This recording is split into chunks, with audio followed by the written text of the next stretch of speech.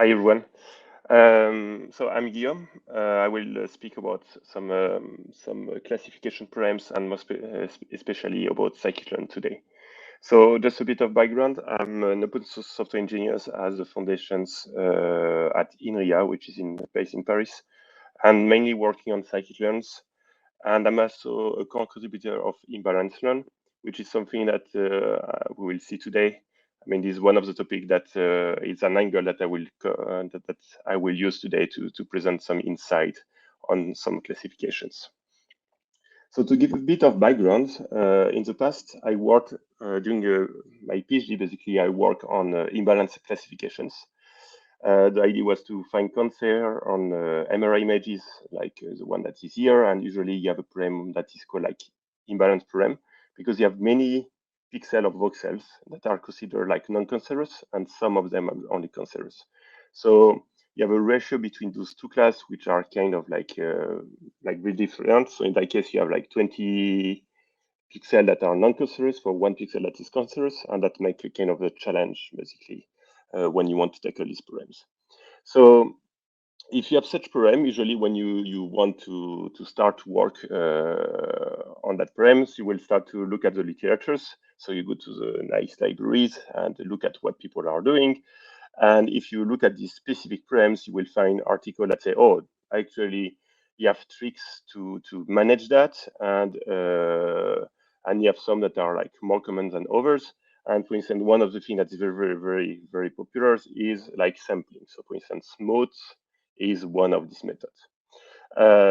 And somehow, because they are as well like doing the PhD, doing code, one thing that you come with is, okay, maybe I can do a tools that everybody can use. So I was using Scikit-learn at that time for my, let's say, predictive pipelines.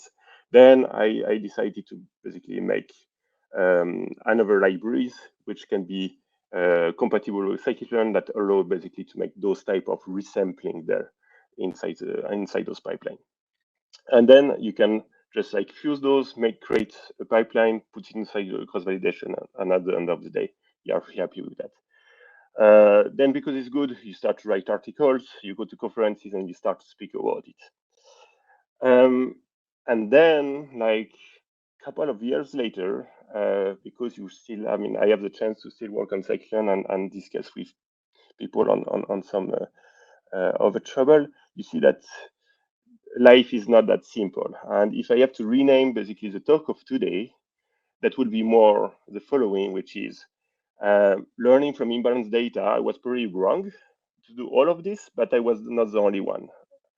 So here, I will just like take the angle of the imbalance problem and to state like have some strong opinion on that, and then I will show basically a use case where I will show usually what we do, what the state of the art is telling you to do, and on the other side show like what are the mistakes that are done on this path and how to solve them, and then I will show as well how in Scikit-learn we are like providing new tools basically to tackle the real problem, the root of the problems. So the first thing is that after 6 years, I just realized that there's no problem with imbalanced data. And the intuition that you can have behind is this intuition, for instance, from this article from one of the contributors of Scikit-learn as well, which is Christian Roetzen, which is you are not creating magical data out of nowhere. So you cannot do like much more than what you have. So like resampling is actually pretty not something. I mean, it's not creating so much information. And the changes that you see is probably coming from something else, and it's what you need to understand. So the typical use case here that I will take a data sets, which is an adult census data sets. So it has a mix of categorical and numerical features. And I resample a bit more to have like a rare imbalance case. So I have almost 40,000 cases that I have people earning below 50K dollars per year, and people that are earning above 50K. Okay, so you have like a ratio, a larger ratio between both. So typically, if you use like the vanilla, let's say, models from Scikit-learn, so here I'm taking two type of model, and there's a reason behind it. So one is a linear model, and the other one is a random forest. So it's because I want to use in one resampling, so that will be the linear model, and in the other one that will be the random forest, because I have another type of forest which is called balanced random forest later. And we can make a direct comparison between those models. So if I run basically a cross-validations on those data using the balance accuracy, so I will come again later on why to use, maybe this is not the paid choices, but let's use what people are using normally, then you will get those type of results. So you will get kind of low score to what you could expect.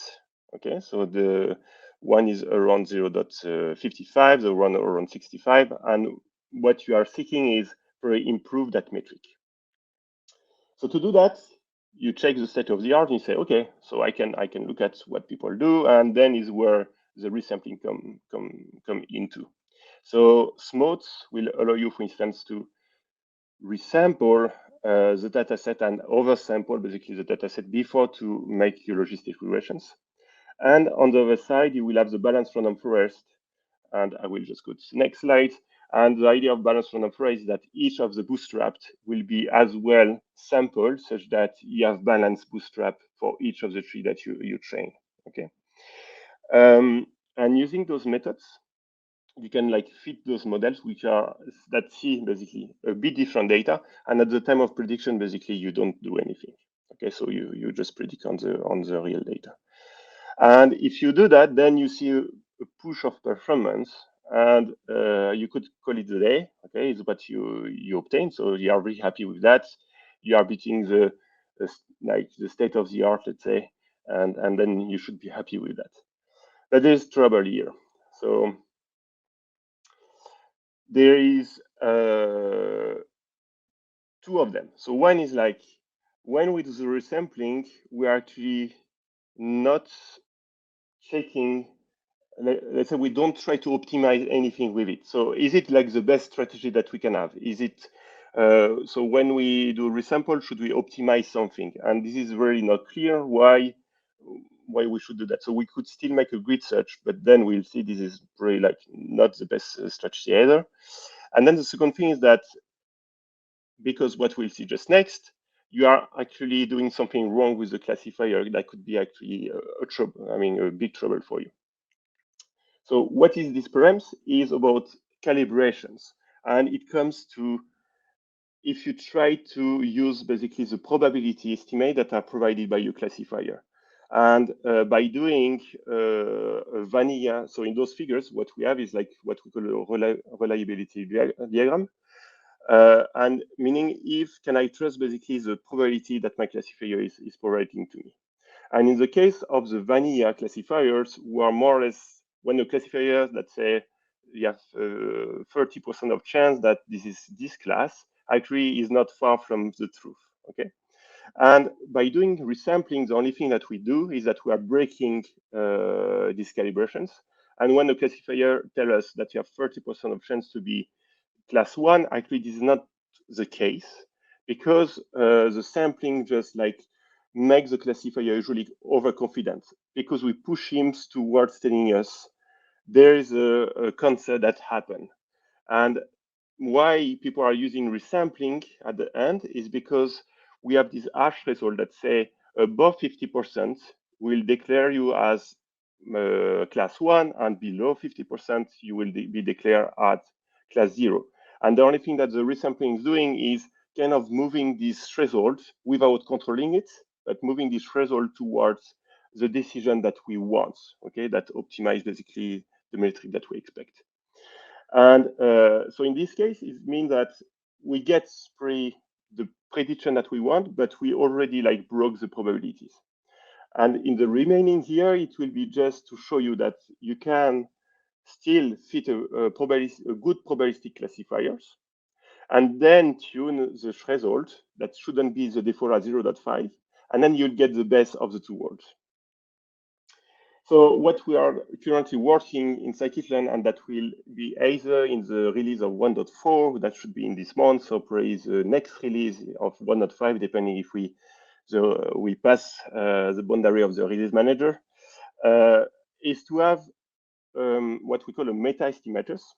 So these estimators will be in charge of fitting the models, and then afterwards, given the metric, it will tune the threshold that by default is 0.5, but it will move it to where it optimizes the metric that we want. Okay.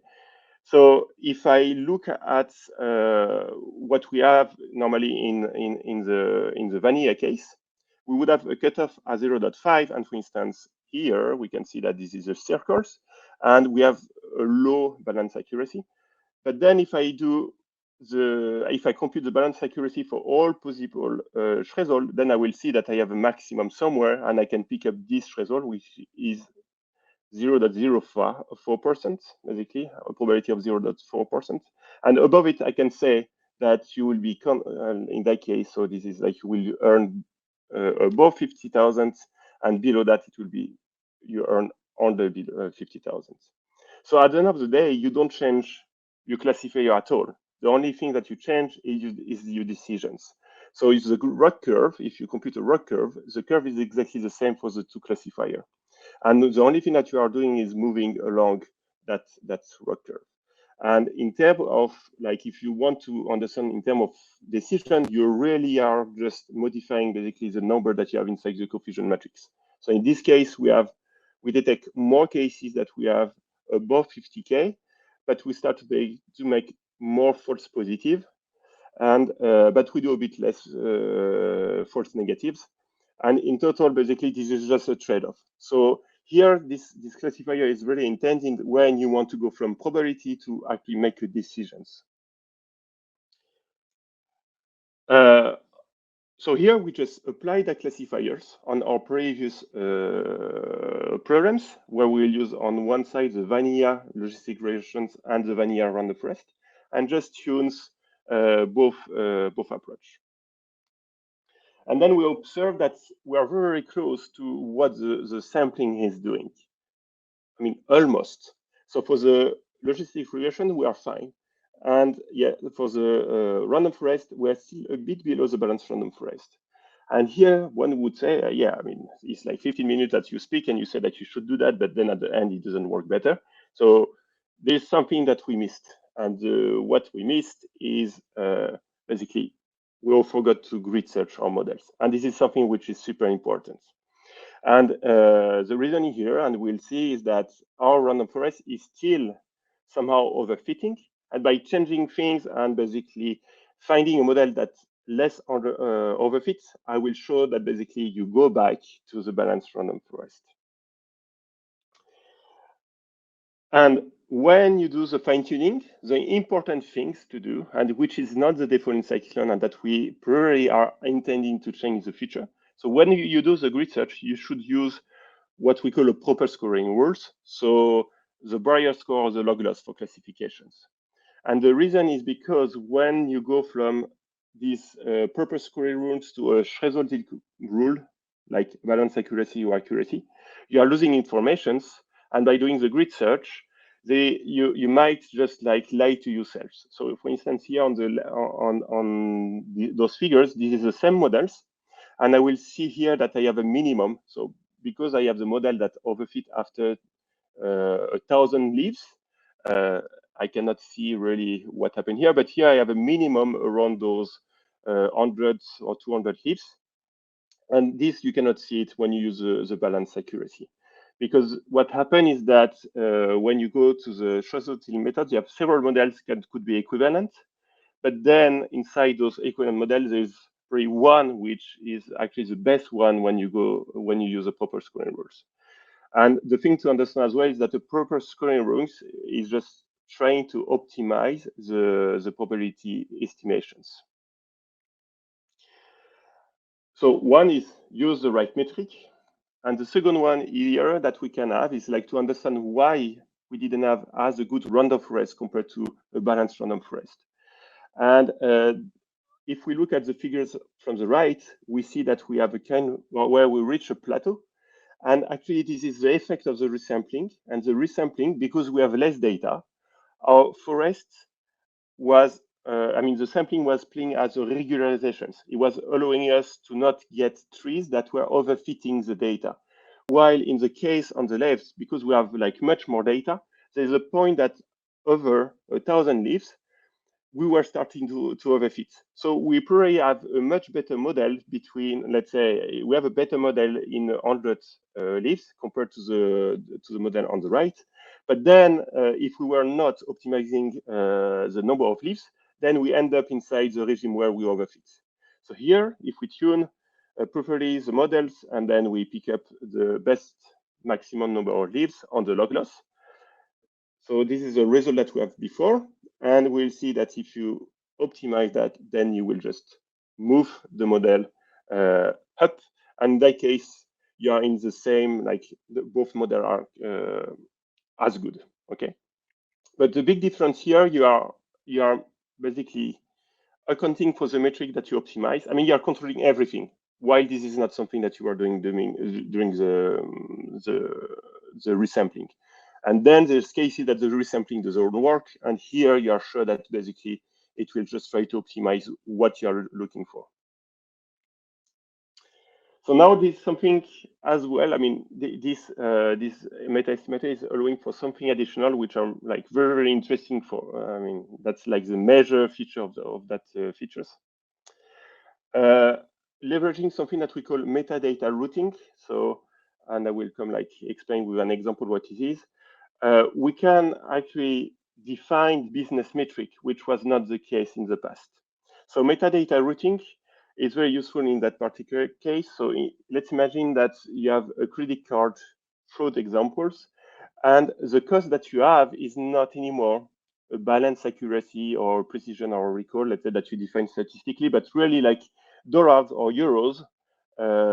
And then what you want is a classifier that maximizes your revenue. So you want to decrease the cost as much as possible or maximize the gain in this case. And usually what your business people are interested about that, not about your balance accuracy. Okay, so here what we'll show is that you can use this tune classifier to optimize the decision threshold using those business metrics that you define yourself. So in this case, we can go around like a credit card fraud examples where you will have different values. But the important part is that the amount that you have here is not a feature part of your data, neither from your target. This is an external thing that you can have, but somehow you want to bring into your models during the fitting, but it's not present in your data or inside the target, or it shouldn't be part of, like, let's say, the link between this amount and the Y, potentially. And in this case, this is what we call metadata.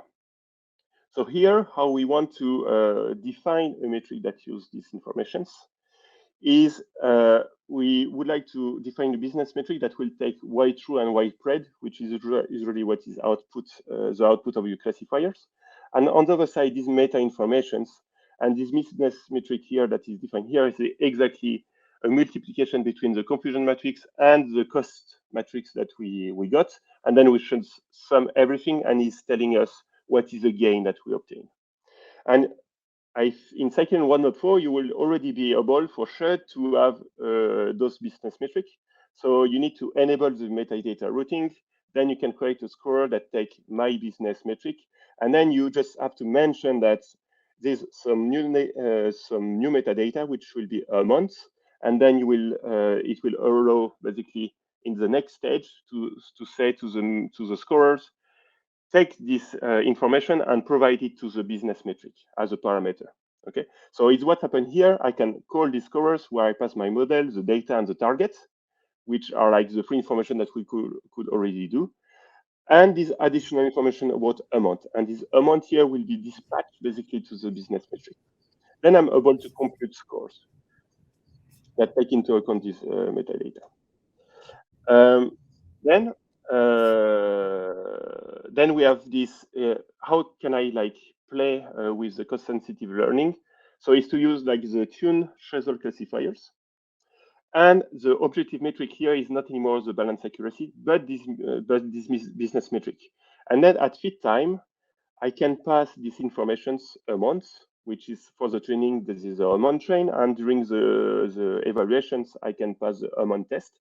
And then I will get basically in dollars or in euros, what is the gain what is the gain of my classifier. So we can as well use this inside the cross-validation. And in that case, what I obtain is exactly these things. Okay, so you get your model, your data, and your targets, you pass the metadata, and you pass the scoring that you want. And in this case, that we can see that the vanilla logistic regression that didn't use the Hammond during the fitting, didn't try to optimize that, is much worse than what you obtain when you post-tune basically the logistic regression for that specific metric. And in this case, I would say this is super important to use whenever you can a business metric instead of an accuracy or like prediction or recall when it comes to take a decision, because it's usually what you marketing people will want. So as a conclusion here, I have a couple of messages, which is stop resampling to fight class imbalance, because there is no problem of class imbalance. It's just a problem of, let's say, design of classifier that during a long time we just fixed it to 0.5 in Scikit-learn, but not only in Scikit-learn, and everybody was using this type of things.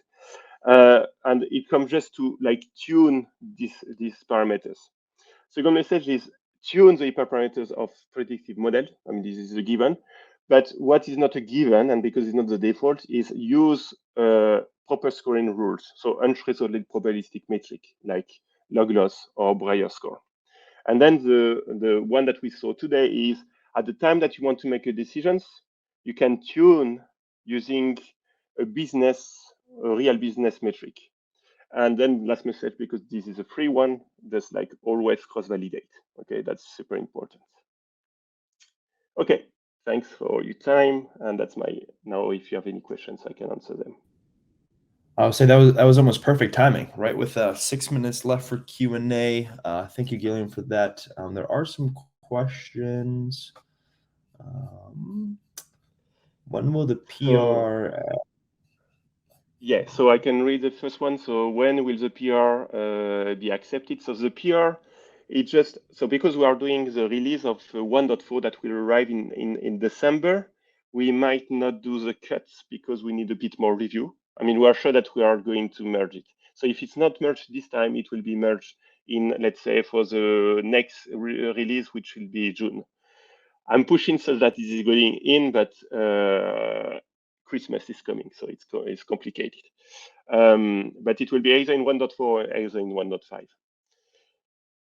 Second question is the new tuned Schroeder classifier model agnostic? And I would say yes. You can pass the models. And it's just that the EJBoost need to implement the metadata routing that we are doing in Scikit-learn, and we might see with them if we can improve that. And then can cost gain matrix be helpful in imbalance cases? This is exactly what I did like inside the last example, basically. So yeah, this is. So I don't know if there's any other questions. I was going to say there might be some more in chat. You are getting a nice little shout out. Currently the best presentation, in my opinion. Love that. But it looks like Anton's might have a quick question as well that we hit on before heading out. Wait, so I'm looking at the chat now. What about the cases with extreme? So the extreme case is exactly the same. I mean, it's just that usually, even you have very large cases, it's just coming by when you come to the decision, it's just a matter of how you are moving those things. At the end is what machine learning is trying to do is to optimize a proper scoring rules and a probabilistic classifier. So until that you optimize that, then you are fine, and then the decision come afterwards. And it's like that's why you need to optimize with a grid search the log loss and the Breyer score. That's the most important thing. And then it's just tuning. If you try to go in between, then you will not get the right probability, and you will not have something that you expect. The class weights, so I see, what about the class weights? Do they mess up the calibration? It's exactly a resampling under the hood. So it's messing up the calibration as well. Okay. When to use calibrations? So you shouldn't do, let's say you should look at the classifier, make a reliability plot. If you see that your classifier is not well calibrated, then you will need to calibrate it. And this is kind of important, let's say, when you really want to use the probabilities output of the classifier. I think I did all of them. And yeah, there's a few ones. more that, yeah, in the Q&A section. Yes.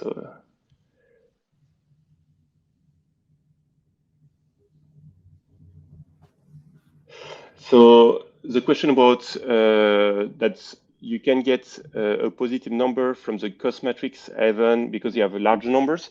At the end of the day, your metric is summarizing this cost matrix, adding everything together, and you try to maximize it or minimize it. And at the end of the day, it's like you try to maximize the gain. So it doesn't matter what you try. I mean, somehow is that this is linked to what you try to optimize. So I don't see any problem with that. But I would be happy, like if you have counter examples, I mean, I would be happy to see that. So the Matthew core coef, I mean, to be more efficient, I'm not really sure. So the thing that the Matthew core coef is better than balance accuracy and all of this in the way that it's consuming the full confusion matrix statistics. But at the end, optimizing this metric doesn't mean that you optimize, this is not a proper scoring rule, so you don't get the best probability classifier. And that's what is like problematic here. And by being more efficient, I would say, argue that I want to see it, I want to see with cross validation to not be to be sure that we are not inside error bars of things. Okay, so somehow, I mean, I would say, okay, but I need to see why. I mean, if there's like, what are the experiments behind that? In a few seconds, why not resampling for class imbalance? I mean, the only place that you can still want to imbalance is maybe to speed up your learning. So you might want to resamples, fit a classifiers, and then you need to recalibrate your classifier. But because you train on less data, and maybe it's good enough, then you can basically still use a resampling for that specific use case. But in general, this is not great if you try to get a calibrated classifier. So if you resample, you will need to recalibrate your classifier. And the second thing that with this resampling, you are not controlling for everything. So you are not controlling for the best decisions that you can get at the end.